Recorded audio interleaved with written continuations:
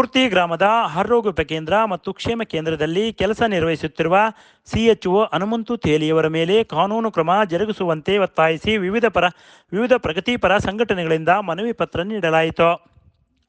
ಕರ್ನಾಟಕ ರಕ್ಷಣಾ ವೇದಿಕೆ ಮತ್ತು ಸಿಐಟಿಯುನ ಪದಾಧಿಕಾರಿಗಳಿಂದ ರಾಂಪುರ ಗ್ರಾಮದಲ್ಲಿ ಗುರುವಾರದಂದು ಜಿಲ್ಲಾ ಪಂಚಾಯತ್ ಸಿಇಒ ಸೋಮಶೇಖರ್ ಹಾಗೂ ತಾಲೂಕಾ ಆರೋಗ್ಯಾಧಿಕಾರಿಗಳಿಗೆ ಮನವಿ ಪತ್ರ ನೀಡಲಾಯಿತು.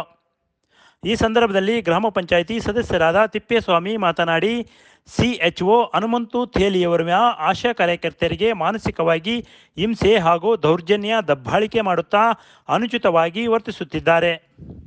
ಮಹಿಳಾ ಸಿಬ್ಬಂದಿಗಳಿಗೆ ಏಕವಚನದಲ್ಲಿ ನಿಂದಿಸಿ ಅವಮಾನಿಸುತ್ತಿದ್ದು, ಈ ಬಗ್ಗೆ ಸಾಕಷ್ಟು ಬಾರಿ ಮೇಲಧಿಕಾರಿಗಳಿಗೆ ದೂರುಗಳನ್ನು ನೀಡಿದ್ದರೂ ಸಹ ಯಾವುದೇ ತರಹದ ಕ್ರಮಗಳನ್ನು ಜರುಗಿಸಿಲ್ಲ. ಇಂತಹ ಅಧಿಕಾರಿಗಳ ಮೇಲೆ ಕೂಡಲೇ ಶಿಸ್ತು ಕ್ರಮ ಜರುಗಿಸಿ ನಮ್ಮ ಜಿಲ್ಲೆಯನ್ನು ಬಿಟ್ಟು ಬೇರೆ ಜಿಲ್ಲೆಗೆ ವರ್ಗಾಯಿಸಬೇಕು, ಇವರ ಜಾಗಕ್ಕೆ ಮತ್ತೊಬ್ಬರನ್ನು ನೇಮಿಸಬೇಕು ಎಂದು ಆಕ್ರೋಶವನ್ನು ಹೊರಹಾಕಿದರು. ಒಂದು ವೇಳೆ ಕ್ರಮ ಕೈಗೊಳ್ಳದೇ ಇದ್ದಲ್ಲಿ ಮುಂದಿನ ದಿನಗಳಲ್ಲಿ ಆಗುವ ಅನಾಹುತಗಳಿಗೆ ಮೇಲಾಧಿಕಾರಿಗಳೇ ಹೊಣೆಗಾರರು. ಮುಂದಿನ ದಿನಗಳಲ್ಲಿ ಇವರ ವಿರುದ್ಧ ದೊಡ್ಡ ಮಟ್ಟದಲ್ಲಿ ಪ್ರತಿಭಟನೆ ನಡೆಸಲಾಗುವುದು ಎಂದು ಎಚ್ಚರಿಸಿದರು.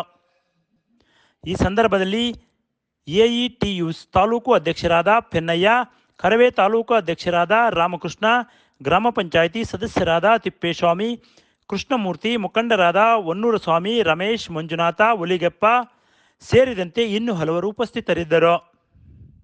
Bureau report, PM Gangadhar, Bharat Vaibhav news, Molakalmuru.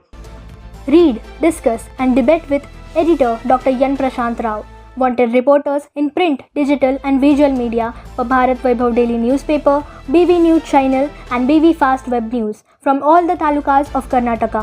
If interested, send your resume to 9482633333. Thanks for watching.